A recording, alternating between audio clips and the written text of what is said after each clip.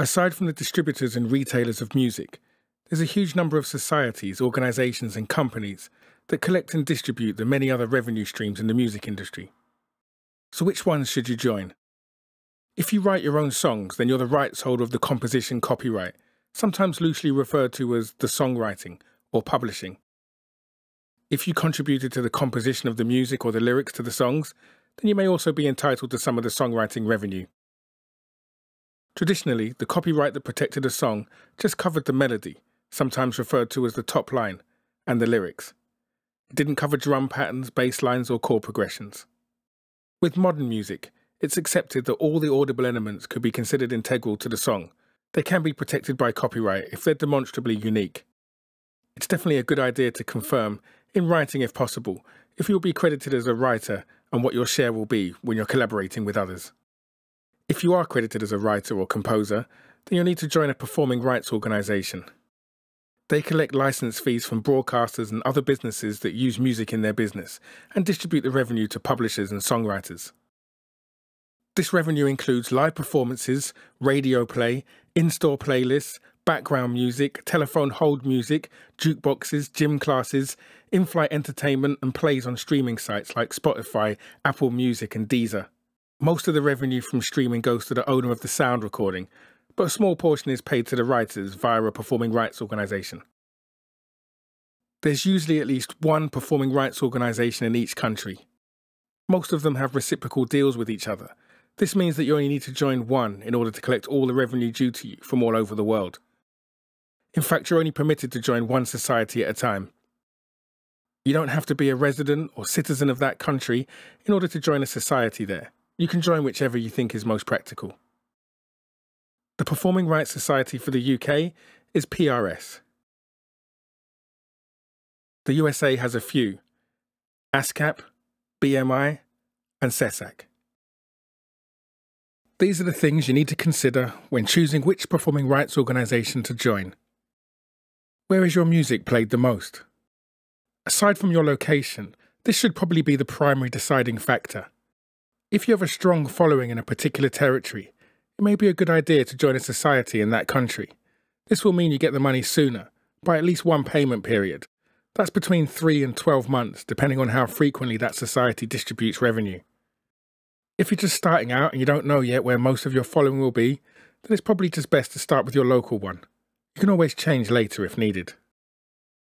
How efficient is the society? The task of gathering and processing all the data required to effectively distribute performing rights revenue is enormous. The revenue from hundreds of thousands of licence holders has to be accurately divided between tens of thousands of rights holders, who collectively own the rights to millions of songs. Many of the licence holders provide detailed reports on every second of music they play, and songwriters also report usage. The reports then need to be matched to the registered works. Meanwhile, more reports are coming in and new works are being registered. Some of these societies are large organisations with specially designed computer systems and hundreds of staff working full-time to collect and distribute the revenue. Others are quite small with more limited resources. How effectively they operate will have a major impact on the speed and accuracy of your payments. The larger, more established societies like PRS for Music in the UK are also a driving force in the industry and are often instrumental in getting new laws passed and negotiating new licenses to better protect and remunerate writers. This should also be a major factor, as the better your society is at negotiating licenses, the more money you're likely to receive. Most of the societies have plenty of information on their websites about the size of their organisation, their history, and the current initiatives they're involved in. The functionality of their website can also be an indication of how good their systems may be. How easy is it to communicate with the performing rights organisation?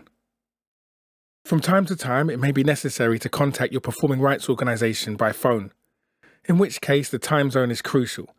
Even if you'll be communicating via email, you're more likely to get responses in a timely manner if they're in a similar time zone. It's also obviously better if they can speak the same language as you. Often at the European societies, the staff are multilingual, so this is less of an issue. If songs you wrote are available in physical formats, then you'll also be entitled to mechanicals. This is a licence fee paid by the owner of the sound recording to the owners of the composition copyright in order to make physical copies of the song. If you're the only one making physical copies of your tracks, then you can grant yourself a waiver to avoid having to effectively pay yourself the money via the collection society. If other people record and release covers of your songs, or your songs are featured on compilation albums, then you'll need to join a mechanical copyright society to collect this revenue. Quite often the mechanical societies are merged or at least work in alliance with a local performing rights organisation. This makes joining easier, and they usually share a lot of the song data. The Mechanical Copyright Society for the UK is MCPS. In USA, you can get mechanical licenses from the Harry Fox Agency. And in Australia, the equivalent organisation is AMCOS. Joining a performing rights organisation doesn't replace the need for a publisher or publishing administrator, as not all the performing rights organisations can collect all of the revenue relating to the composition copyright. And they don't perform other tasks a publisher would, such as pitching your songs for use in a TV show, movie, advert or computer game. Likewise, having a publisher doesn't remove the need to join a performing rights organisation, as most societies account to the writers and publishers separately. If you own your own sound recordings, sometimes referred to as master rights or simply the masters, then as well as the direct revenue from selling the music and streaming, you're also entitled to the revenue derived from the recording rights. This is known as neighbouring rights, as it only exists in conjunction with the composition rights. Neighbouring rights societies collect licence fees on behalf of the owners of sound recordings, referred to as recording rights holders, and any audible contributors. They're referred to as performers. Neighbouring rights revenue shouldn't be confused with mechanicals. Mechanicals is collected from the manufacturer of physical copies and paid by the recording rights holder to the composers. Neighbouring rights is paid to the recording rights holder from businesses that use recorded music. Neighbouring rights royalties are paid any time recording music is used publicly or commercially by a licence holder, and permission was not obtained directly from the owner of the sound recording. If you own your own sound recordings, you'll need to join a society as a recording rights holder. Which neighbouring rights society to join is slightly more complex. The same considerations for which performing rights organisation to join also apply to choosing a neighbouring rights society as well. The main difference is that it is possible to join more than one. In fact, you could even join every single one, as long as the mandate to each society doesn't conflict with another one. In other words, as long as they aren't trying to collect the same money in the same places. So what are the advantages of joining multiple societies?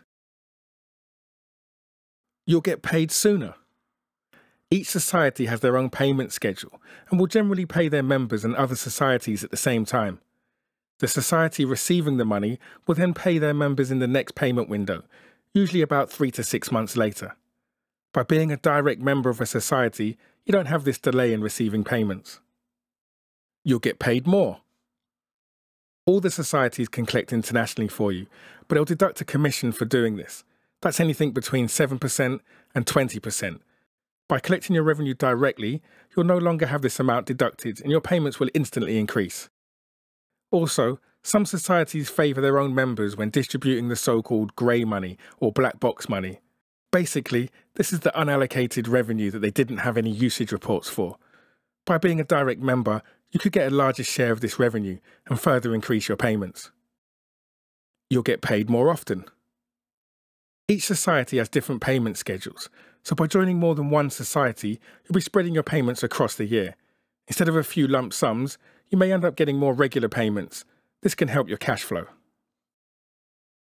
If you make an audible contribution to a sound recording, then you're considered a performer and are entitled to a share of the neighbouring rights royalties. You need to join a neighbouring rights society as a performer. If you own the recordings and perform on them, you'll need to join twice, once as a recording rights holder and again as a performer. There's two main divisions between performers. They can either be featured or non-featured. Featured artists are the artists whose name appear in or alongside the artist's name or in the song title on the release. Non-featured artists are the session musicians and other studio personnel that made an audible contribution, programmers and sometimes producers, but not engineers or mixers. The Neighbouring Rights organisation for the UK is PPL. They collect for rights holders and performers. SoundExchange is the equivalent organisation in the USA. They collect for rights holders and featured performers. AFM collect in the USA for non-featured performers only. Once you've joined an organisation, you'll need to register your recordings if you are the rights holder. If you performed on the recordings, then you'll need to be listed in the performer lineup. This can be done by submitting claims or by listing yourself as the performer when you register the track. So let's recap. If you write music or lyrics, then you need to join a performing rights organisation as a writer. If you own the master rights to any recordings, then you need to join a neighbouring rights organisation as a recording rights holder. If you make any audible contribution to sound recordings, then you need to join a neighbouring rights society as a performer. When your songs are performed live, you'll receive payments from a performing rights organisation. When recordings of your songs are played in public or broadcast on TV or radio, you'll receive payments from both a performing rights organisation and a neighbouring rights organisation. For more information on neighbouring rights or anything else mentioned in this video, you can go to trexploitation.com.